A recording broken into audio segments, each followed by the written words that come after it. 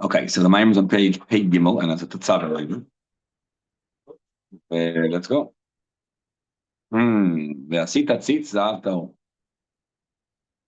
You should make the tzitz. And what should you do on the tzitz? ופיתחת עליו פיתוחי חותם קודש להשם. On the tzitz, you make engravings, and you write on the tzitz Kodesh Lashem. And now there's a whole argument as to how they said Kodesh Lashem. Boker Tov. I'm sorry, can you tell me where you are? Page Pei Gimel. Pei Gimel?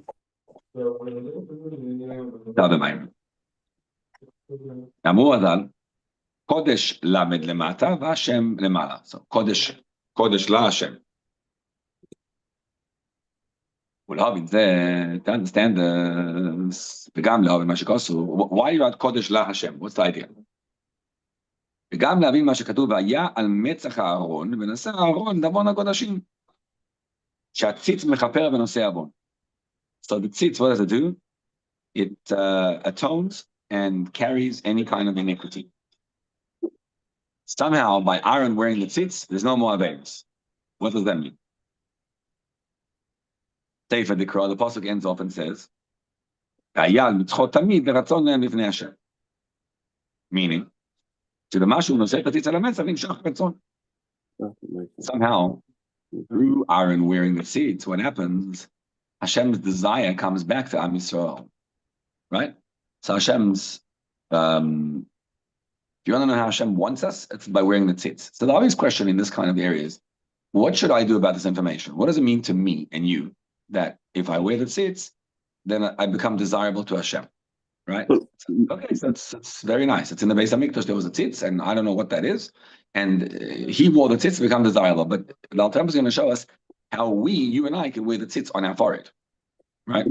But also in Tanakh, when you use Lashon Nasa Savoim, you bear the weight of the sin. It doesn't mean that that's said to Am Yisrael is as part of a rebuke, that you bear the weight of the sin. So that doesn't mean you're mechaper on it. I'm not sure. In this case, it definitely does. Yeah. Aaron noise oven, what noise oven? Say abon.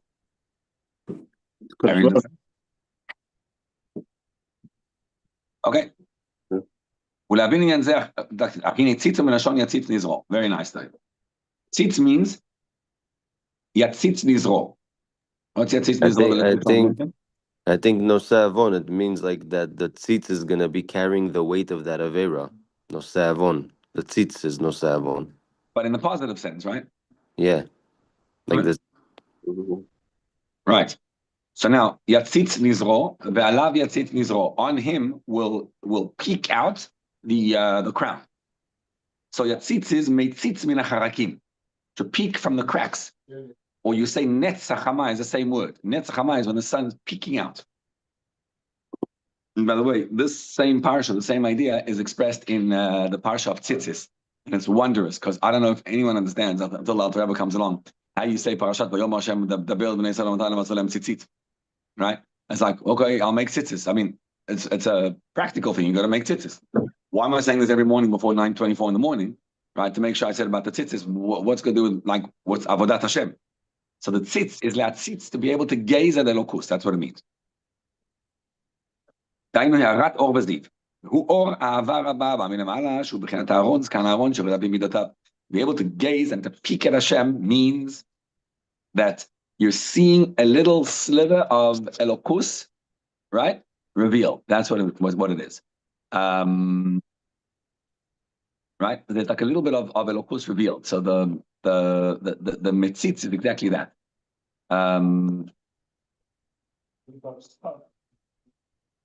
So והוא אור אהבה רבה, so that's the love which comes from above, הבא מלמעלה, which will be connected Aaron's can Aaron, it's the beard of Aaron which goes to his midas. What does that mean? Something, a slither from Aharon HaKohen comes down and descends upon us. Aaron, what is he? He's a shepherd. So Aaron's wearing the tzitz. Aaron is the shepherd, one of the 7 who gives parnasah to the Jewish people, which means Am Shachot Or Ein Sof Baruch Hu. He brings the Ein Sof light to us. So Ahar is Rashi Tevot Ahava Rabba. Aharon is when he gives it to the all the way down to the Nun. Interesting that Ahava Rabba, which is used in that expression, is Aharon. So what does that mean? Aaron gives you the ability to love Hashem? Yes. Agam shakol bidei shamayim chutz mirat shamayim. Even though how can you say he gives you Ava? The Rambam says, right, that he writes a whole lot about it, that Hashem gozer hakol, aval lo gozer et zeh. So hakol bidei shamayim chutz mirat shamayim. But mikol makom yesh Ava v'yesh Ava. Means there is a love which Hashem gives you from above. That's a gift, and then you could get as a gift. Yesh Ava she lemata min hadat. It's told that b'koach hanefesh atzma. There is a love which is lemata min hadat, which means you can meditate and arrive at a love of Hashem. ויש אהבה רבה שהיא למעלה מן הדעת ובחינת הארון הרואה ממשיך לכנסת ישראל ובחינת שעושה דליבה. So, when you say הכל בידי שם חוץ מיראת שמיים, it's true. But, and therefore, ahava also comes from you. You have to work on it. But that's the ahava that comes from das, that you work on it, that you meditate and you arrive at the love of Hashem. But yes, od ahava, there's another type of love which is ahava rabba, which is illogical, superlogical. And that ahava is a gift which Aaron HaKohen gives you. So it's not Akol B'dei Shemayim, except this life is a whole different world. This is what it means when it says Le'ahavo es Hashem Elokeichem. So the grammar doesn't make sense because you're saying Le'ahava et Hashem Elokeichem, but you meant to say rather Le'ahava. Le'ahava is a noun. What you meant to say is Le'ehov. Velokti Le'ehov Le'ahava, to the love. Okay, in English, the love and love is the same word, noun and the verb. But le'ahava is a noun, and ohev is a verb. So you should say, le'ehov et Hashem Elokeichem. No, it says, to have the love of Hashem your God. Why? The person should draw himself le'ahava to the love. So what it means is like this. Le'ehov et Hashem is actually, what's the possible they say? Le'ehov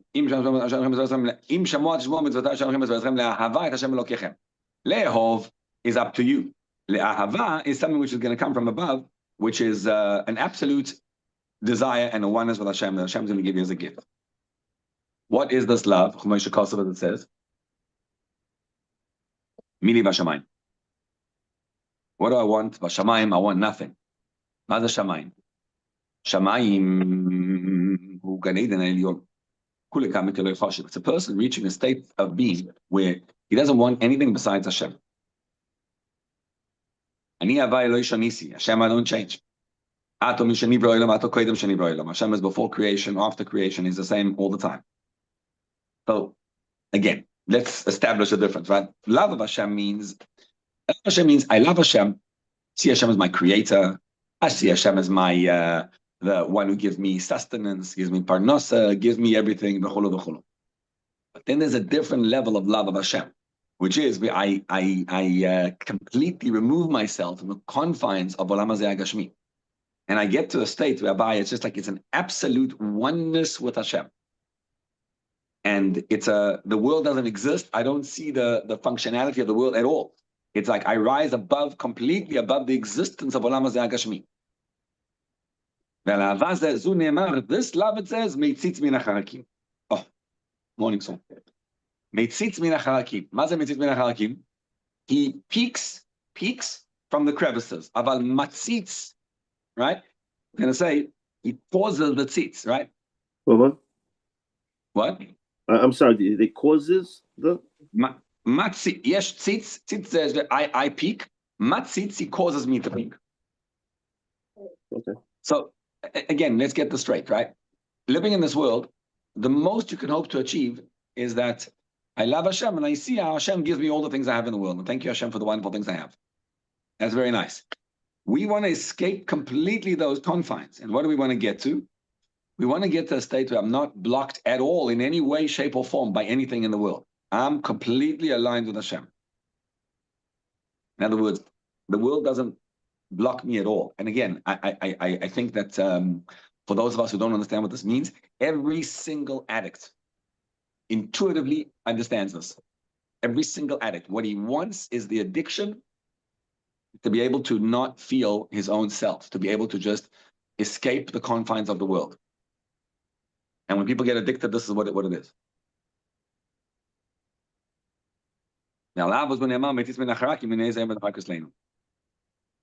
He's gazing, he's peeking from the little crevices. Is omed achar kotleinu. It's so beautiful. This is what you say in Kiddush Devon. Hashem is standing behind the wall. What does that mean? Ze is Hashem revelation, is standing where? Right behind the blockage which you put on him. You placed the blockage on Hashem, and Hashem is right there. You hear this? The simple meaning is he's standing behind the wall. No, Goslein is the blockage.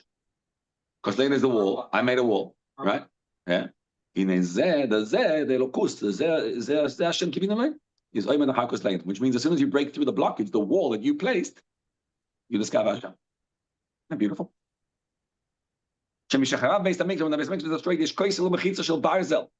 There's a wall of barzel, of complete metal wall.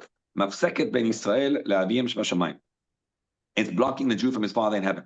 Even though nothing can ever block you from Hashem. Even darkness cannot darken you. This is so beautiful. It says nothing can block Yisrael. Just note the difference. Avim Shebashamayim does never get blocked from Yisrael. Yisrael get blocked from Avim Shebashamayim. In other words, the blockage is one way. You are blocking yourself from Hashem. This is just incredible in terms of the power that it gives us. What it means to say is you create in your life all sorts of rifts. You create in your life, you make up situations. And you, how many have we got? 9 or 10?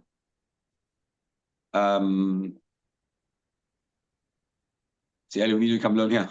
No, we have 10. After Sukkot. So the Hine Zeh Omer Achar Kosleinu means that the Hashem himself, the Zeh, where is he?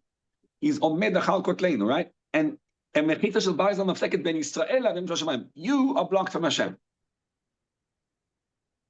Shachatzitza B'Bnei HaMakablim. The what? Exactly. Right. Mm-hmm. Essentially, what it means is you build a situation. You build between you and Hashem. You build a blockage. You know what it is. You build a certain Rabbi, sorry a second. You need a tent? Yeah. Should I send Mati? Yeah. Yeah, Mati, go. You're 10th. You're the 10th. Tell him to hang on. Okay. He's coming. He'll be there in 2 minutes. There you go. Rabbi, make sure they wait for him for Baruch Hu. Okay. But go ahead.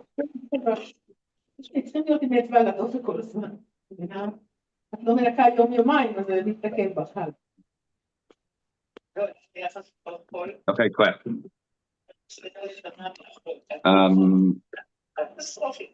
So, weiter. So that there's a blockage, right? So now, try this out, right? Try and realize that that of all the blockages, what's really happened? Oh man. 1 second. Zevi, a 10th guy just came in.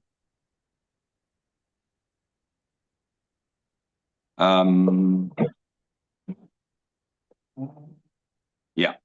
So Bekitzer, Rabbi, just tell him to wait for Baruch Hu, if you don't mind, because I sent Mati. He'll be there in a minute. Okay, wait. So, Shachatitza b'fnei hamakablim. Avoynei seichem or you mavdilim beinechem. What does it mean? Your Averis block beinechem levein elekechem. What does it mean? Shemonea et or ha'ava elyon miYisrael. So you have to look at your life and discover how you yourself have placed a blockage between you and Hashem, and it's kind of like you build I guess you build a whole temperament and a system of things that you believe in that block you from Hashem. You know what I mean? Someone's coming in. Okay, but another guy's coming out. I'll ask them to come. He'll be in 50 seconds. Oh. 67.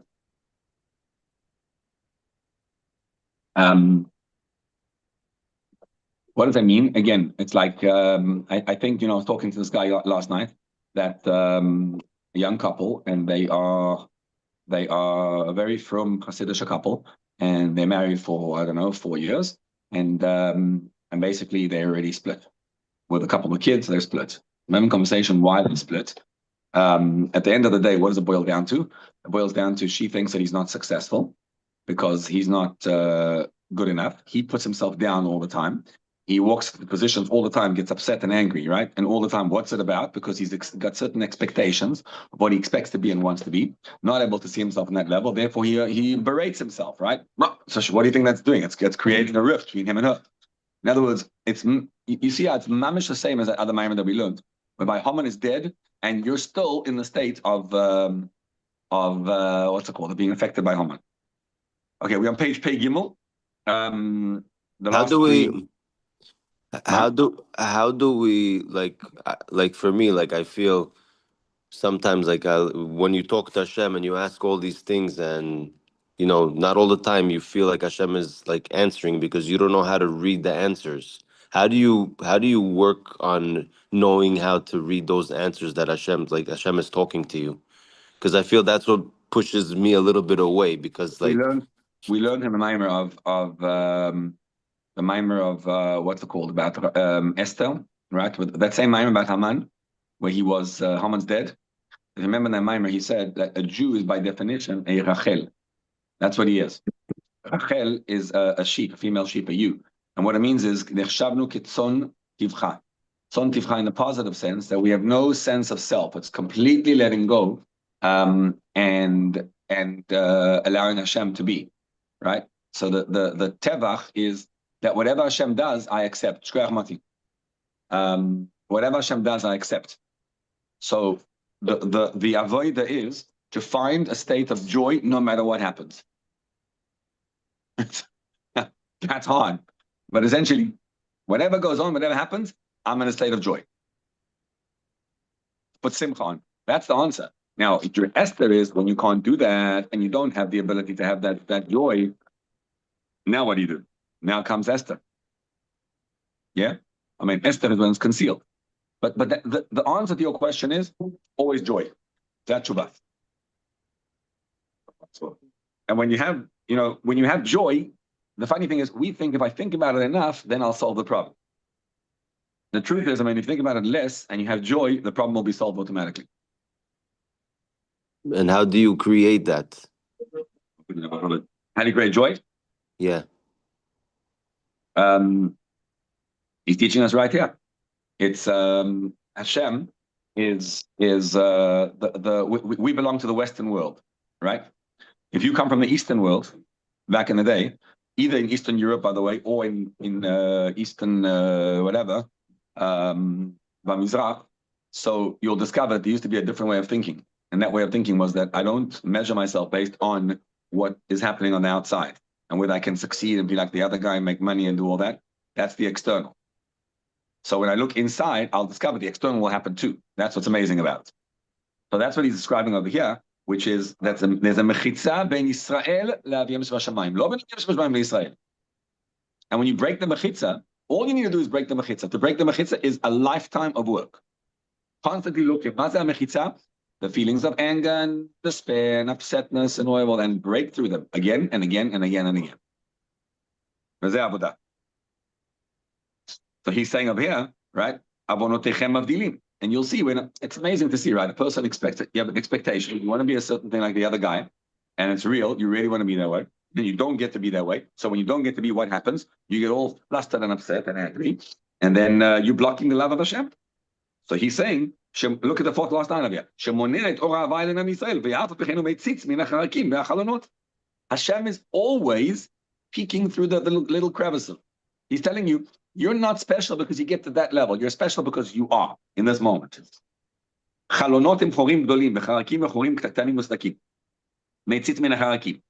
is a big window, a big opening.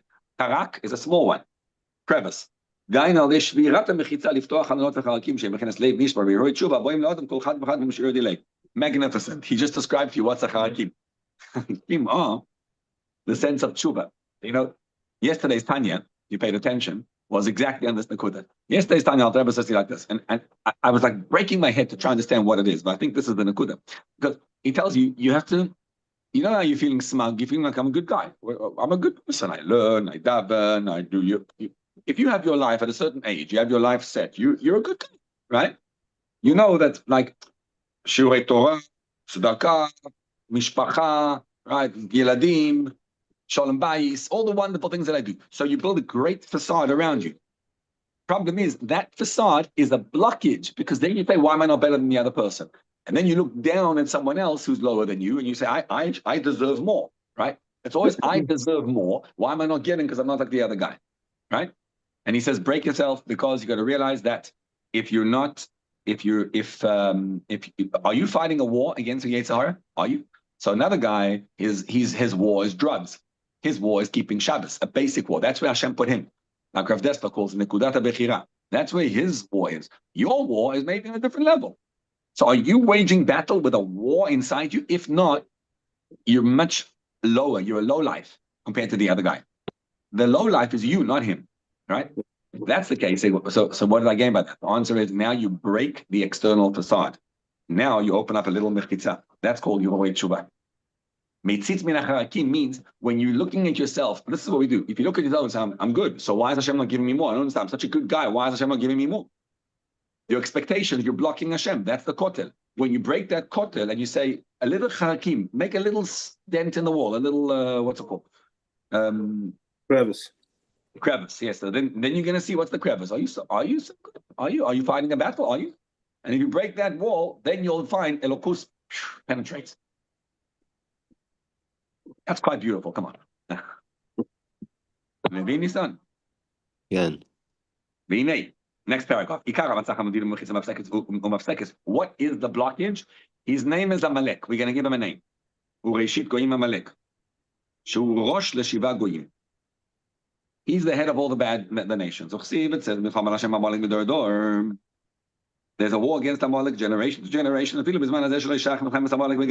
though we can't fight Amalek. So why on earth are we having a Shabbat Zachor every year? We have this big thing, Shabbat Zachor, because there's nothing else in the world that's fighting you more than you Amalek. What is that? It's the coarseness of the spirit with an absolute chutzpah, and all the bad midas that come from there. So there's the Amalek is the wall. He's the one who builds a wall. What's the wall? His wall is, I deserve more. I ought to have this. And he's building himself in a whole space. All your bad midas, what do they stem from? All the bad, see, in the story of Megillat Esther, what's Haman? Haman enters the scene and he puts in a state of, let's kill the Jews. Let's annihilate them. Because he says let's annihilate them, what happens to the Jews? They get scared, they get anxious, they get helpless, they get despair, right? Now they have to have a Mordechai who comes and says, flip those feelings over to a state of total oneness and giving up your life to Hashem. Mesirut nefesh. And boom, out comes a miracle of Purim. So Amalek is the feelings that you have inside of you. That's what's the Amalek is the experience on the outside which you interpret as negative, right? And the moment you're moist nefesh, you're ready to give up your life for Hashem, he disappears. In other words, Esther's work was to walk into a state and to say, I'm ready to surrender completely.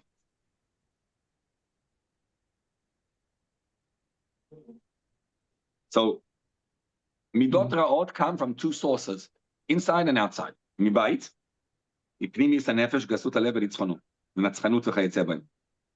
Pnimis HaNefesh is a sense of coarseness, a sense of, it's a smugness. And Alter Rebbe said it's a very, in Tanya, that this week's Tanya, it's a very subtle thing. It's like, I deserve more. It's not, sepasnish to say, I think it is. Lo matim li. It's like, what do I mean? Me? I'm a good guy. What was me? That's the gossip that's blocking you. Mibachutz is bibchinat chitzoniyut hanagot haguf b'poel mamash. That's the externality. Birdif hasakov v'malbushe big dechoved v'tiferes. Outside, it's the things you do on the outside to make yourself seem great. Like what? Like leasing a car you can't afford, right? Like getting on a house that's not becoming you, and the vacation that's not your thing. In order to say to the other guy, I did this, etc., etc. All those things on the outside block you. They should block you, and you're creating a distance. You're creating a destruction. I don't know if anyone saw, but there was a video last night. They put out a weekly video of the Rebbe's video. So he talks about the guy who is trying to outdo the neighbors. So he comes home and he wants to do for his wife, and he tells his wife, he wants what's it called? He wants to have a nice furniture and to have a nice car, a nice house, a nice everything, and he wants it for his family, right? For her. And then she tells him that I actually don't want that. She tells him, I just want to have a healthy children. I want to have. I'd much rather spend on spirituality. I don't care about what the curtains look like. I don't care what the car looks like. All I want is that. If he has a wife like that, he's like, then he's got a problem, right? Because he's trying to do for his family, and the family is saying, no, I want spirituality. He says, and what happens is the wife brings the guy to tshuva. She brings him to a state like she elevates him. The conversation to the wife. But when a person has, right, the external facade, and his whole thing is built on that, what happens? It's a destruction. This is why we have big day kehuna. This is so beautiful because there's very few places the Rebbe talks about ta'avat begadim. The what? The taiva of clothing. He's saying that Aaron's clothing, no one beat Aaron's clothing. It was designer clothing. It was the most magnificent. He looked like absolute grandeur. Why does Aaron have to restaurant grandeur? It's to destroy the taiva that people have. What we do is we put on clothing lekavod letifaret of negative, right? You dress yourself up. It's amazing in an aura of how you look and how you appear to the world and what it means, almost as if anyone cares. That's what makes a difference here. It makes you the slightest bit happier to have a bigger carpet. The Rebbe calls it the wall-to-wall carpet. I don't think what that means, wall-to-wall carpet. I don't understand that. It means from the one end to the other end. That's what I mean. Like if people weren't living that way. You ever been to the Rebbe's house, by the way? No. Go see the Rebbe's house. Right. It's a house on President Street. It looks like my daughter went the other day. My 5-year-old.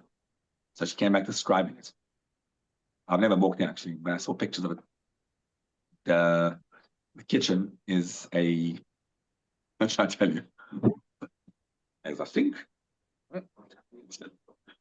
It's the most bare house you could ever imagine. There's nothing there. It's literally like it's as simple as you could ever imagine. It looks like it's a President Street house, right? It's a beautiful house, but the outside, but inside there's nothing. There's no furniture, no nothing. There's nothing. It's just like the most plain of a house you could ever imagine. So that's what he's saying, that the glory is not the furniture. And when you do that, what Aaron is doing, it's to get rid of that yes, to transform him totally. In other words, you have grandeur, but in holy things. What's Amalek? Amalek is to increase the sense of yesh. Amalek is, if you increase the way your clothing are, and your house and your car, and you look at the neighbor, right, and build them, you have now built the perfect wall between you and Hashem. You are guaranteed to be a failure at life. You're guaranteed to be a failure at everything you do. That's what Amalek wants. He wants to build a system around you and then get you to become an addict and fall and whatever. You have a beautiful house and you become an addict. Great.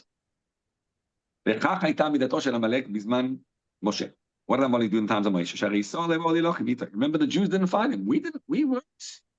It had nothing to do with him. They lost somebody by Elov. They didn't even notice him. Like who? That's this week's parsha. He comes of his own. Lama. Because he was sensing how great the Jews were, how connected they were to Hashem. Next column. He couldn't handle that people think of themselves great without me. What's on earth going on? These guys went out of Mitzrayim, they're great. He didn't care that he's going to destroy himself in this process. וככה הוא בכל אדם שלא יוכל לסבול מי שיהיה גדול ממנו בעיני אלוקים ואדם. It's unbelievable.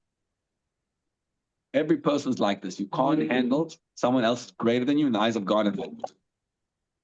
In holy things, mind you. See, you can't handle someone else who's greater than me. He's a bigger Rav. He's a bigger, right? He speaks better than me. He does, I don't know, he does mitzvahs better than me. Holy, of course, holy.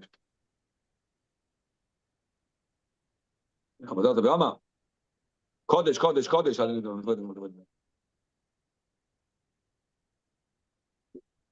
Oh, כבוד אדונים, קוימון. אם לא אחד, אני רוצה לדבר על זה. But I don't think that's for nothing. I mean, if you have a big house, a nice car, and you know you want nice clothes, you're not starting a war for nothing. You want to live in a certain way.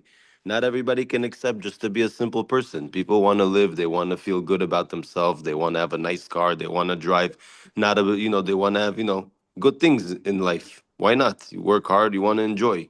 Listen, can I tell you something? You said something before, I don't interrupt you. But no, nothing. Everything you're saying is 100% reality.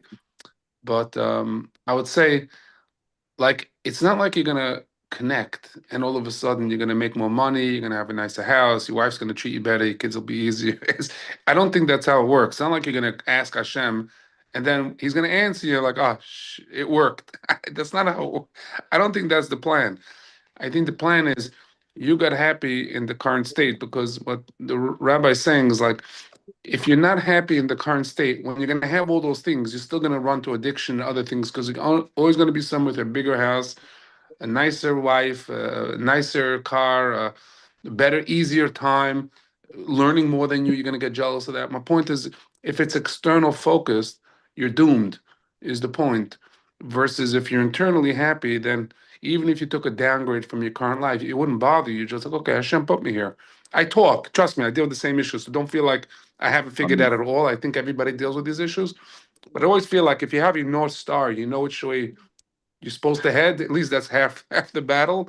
Now, actually getting on that journey to go in that direction is the second half. Does that make sense, Nissan? That's what I'm saying. Like, it's not like you're going to get the answer to all your prayers when you're davening. The prayer should be, help me see you in my current life and not have the anxiety and the jealousies and the issues I'm having, and pray for that. Don't pray, I want $1 million, I want more money, I want this to work out well. You can answer those. I don't think it's a problem, but my point is, it's not like if he doesn't answer you, it's like, oh, you know what, never mind. I'm not going to waste my time anymore. Otherwise, you see what I'm saying? It's like a mindset you have to pray for versus, and when you pray for that mindset, you get the I think it's Sosa de la Sata, Sosa de la Ela.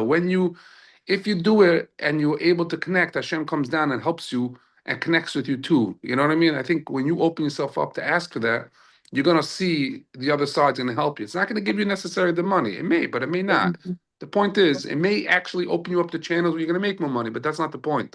The point is you're in a better space.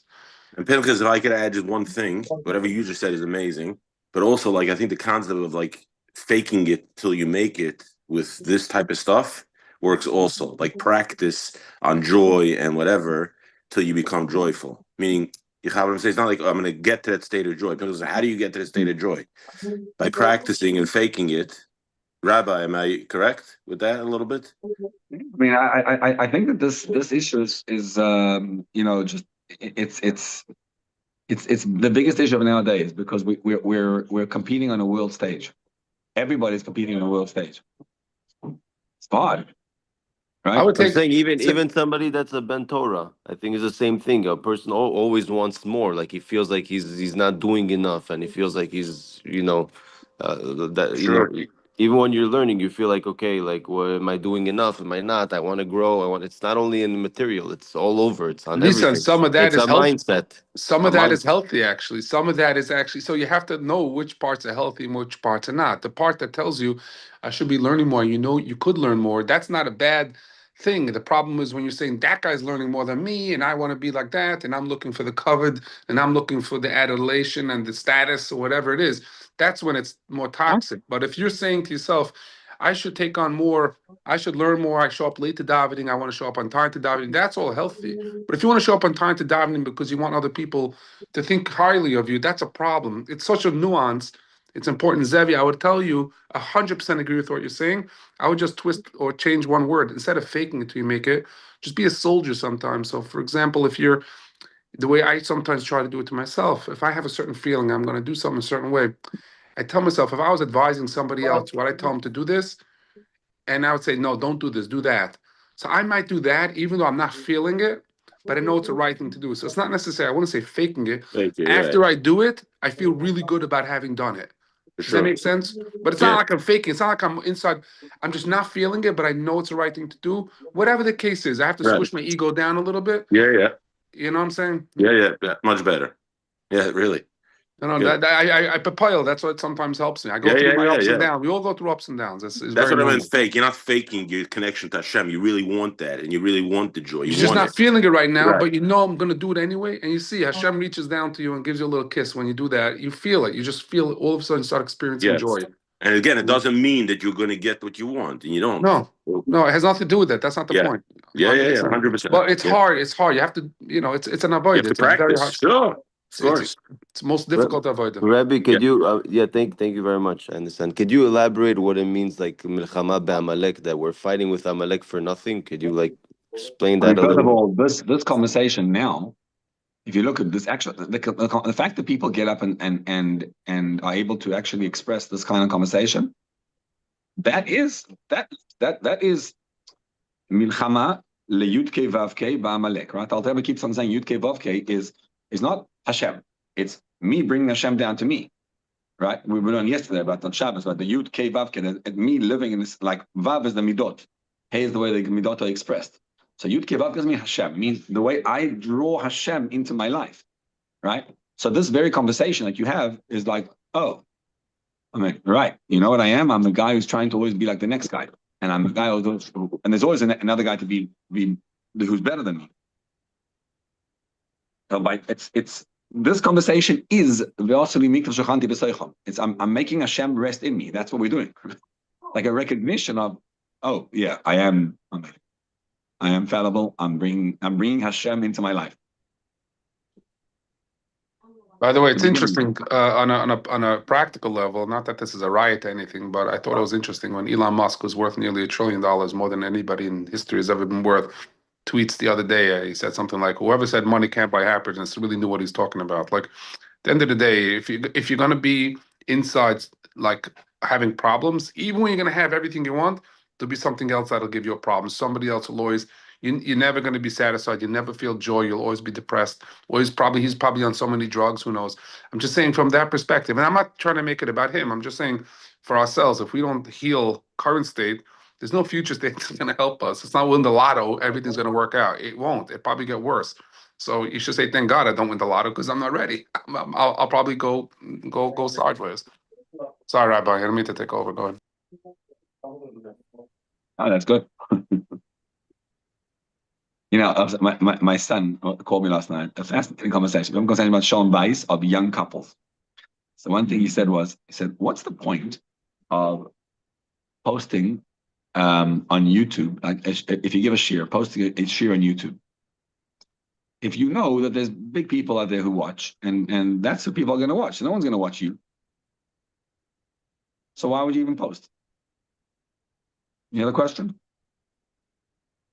The same thing. The same exact question. What's the answer? The answer is you're not posting for people to watch. You're posting for one person who might like it and get inspired by it. And stop competing on the world stage.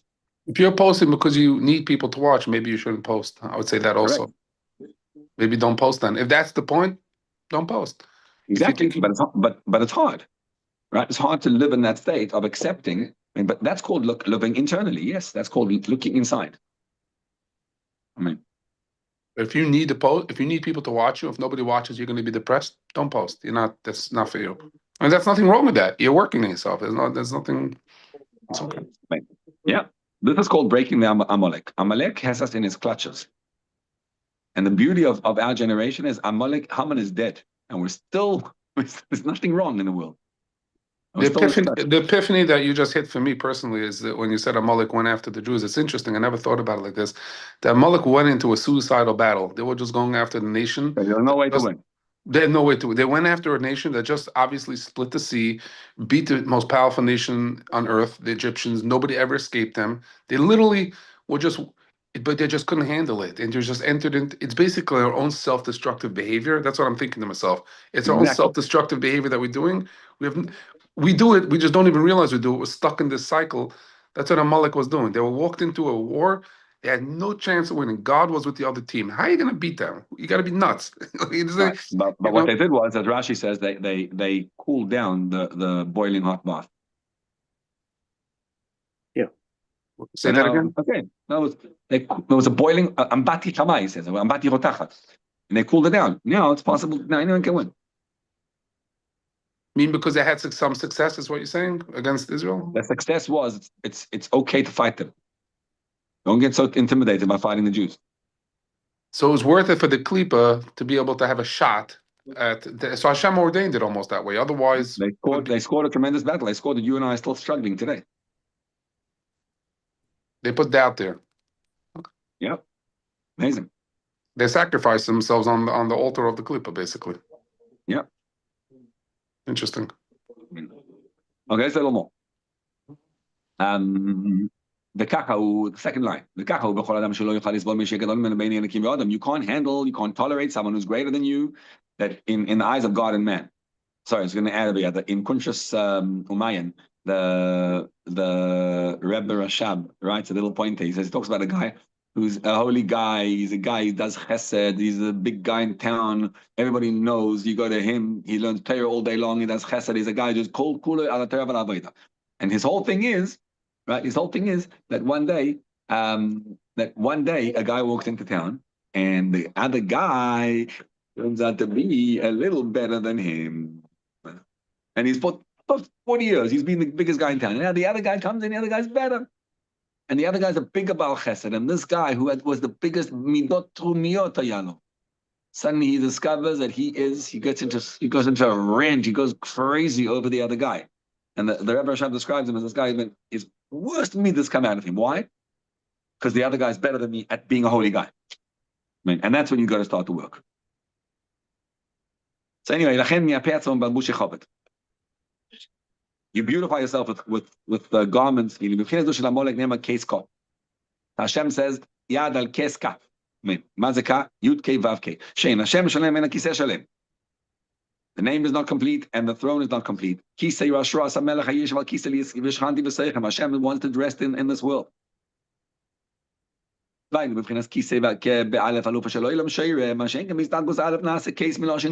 aleph is concealed, as yesh kes aleph. Maze kes aleph, the aleph is concealed. So kiyad al kes yud kei.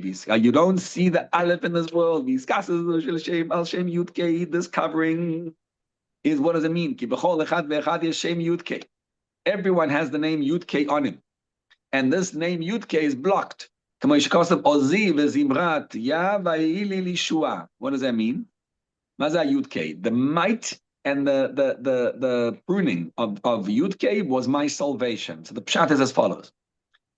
Yud and Hey express they are expressions of the soul. What's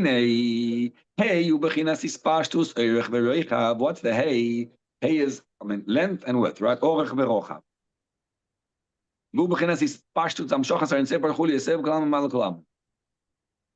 Here's how Hashem spreads himself into this world. He surrounds the world, encompasses the world, and fills the world with divine energy. Now, Yud,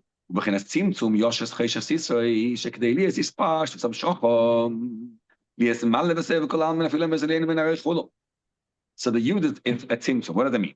The way Hashem works, Hashem is bligbu. Then he limits himself, he contracts himself to a little, he lives a little sliver. That's the Yud. The tzimtzum, which means he surrounds himself in dark mystique. Yeah? You take a drop out of the ocean, and it's actually not a drop out of the ocean, because a drop in the ocean is one drop in the ocean. But when Hashem limits himself, it's unlimited to bli gvul to gvul. What Hashem needs to do is, you are infinitely distant from Hashem. So the first order of the day is tzimtzum. What does it mean? Let go of everything completely, get to a little tzimtzum. And then he begins to become bli gvul. When you can say Hashem is unlimited, that's because Hashem limited himself to become unlimited. Follow? So the Yud and the Hey is Hashem coming down to this world. The first step of the process is concealing his whole being and becoming a Yud. And the second part of the process, after he concealed himself, now he starts, he builds to become unlimited instead of a Mamala. That's the Hey. ולכן בתמונת האותיות בכתיבת שם הוויה, תמונת ה' ראשונה ששם היא גם כן על דרך מושל שמתחילה עושים היוד, ואחר כך ממשיכים בין לרוחב ואורך למטה. That's why in ספרות, when you write out a hey, how do you write a hey? You actually start with a yud. It's a yud, it's like a long yud. You write the yud and you extend and expand. So that, in fact, all the letters are like that, but the hey is written by a yud. What does it mean? First you start the yud, which means... All the letters start with the yud? Every letter starts with the yud? Yes, correct. And that's the way... Oh, correct. Okay. Mm-hmm. For the most part, yeah. Well, but certainly the hey, you can see it very clearly the way he started. Right? Not every letter you start like a mem, you don't start like a yud. You start on the bottom, you go like this. That's good. The yuds are built into it, but it's not a yud. Right? I don't know. A samach is like that, it's not a yud. But the hey is mamish that. So what it means is, ubechina zu nimshecha bechol adam. Every person needs to do this avodah of yud and hey. What you want to do is escape the confines of this world. So the way to do that is, again, it's the soul of the addict who says, get me out of this world. So it's to realize, listen, there is nothing in this world that's going to be of any value whatsoever. The whole thing is batel u'mevutal. And once you realize that, now go do it anyway. I did a guy asked me a question, your friend actually, Yossi Klein. He texted me the other day. He saw a video that I put out about Eckhart Tolle. So the video was that he says that a person should go into a mountain in Tibet and meditate, and when someone's sick, rise above it and just get into a state of total removal from the whole situation. And he says that's the way to solve the problem. So I was saying that, and then al pi Torah, what you should do is afterwards go daven and go to a doctor, because Hashem doesn't want you to live in a mountain in Tibet. He wants you to come down and make a dir b'tchlein. He wants the actual work in this world.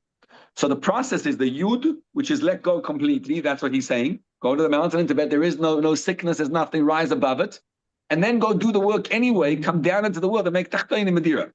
That's the hay. That you'll get if you have the yud and the hey, you bring, then the midas are going to flow. So in other words, here's how it works.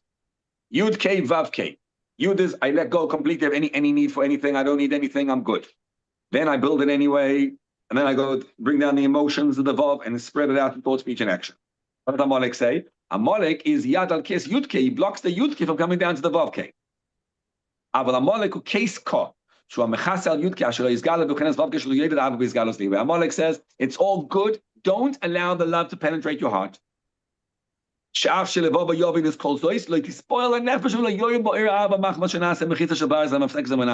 allow the light in. So he's going to describe now what you need to do against Amalek. Amalek basically is, don't allow yourself to feel the connection to Hashem. Don't allow the intellect, the Yud-K, to penetrate the emotions. So there's great ideas. You can learn about it, but don't allow it. Now you can learn that it's sure, everyone ought to be like this and this and this, but see, this is a part. A part of me doesn't allow myself to express it and to feel it. And that's the blockage against it. I want to finish this line. We're doing any other thing. So wow. That's a good mind. Yeah. Okay. Yom Tov lekulam. Thank you, Rabbi Yom Tov. הצלחה.